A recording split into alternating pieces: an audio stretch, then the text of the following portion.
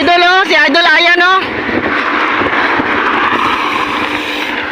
Gitsugata kami ni Idol ayan oh. Galing pa siya sa Surala oh. Nagpaliksibo siya tapos nagsundo pa siya sa Amon. Paghalin niya sa Tupi, balik siya sa Amon dire sa Tacorong.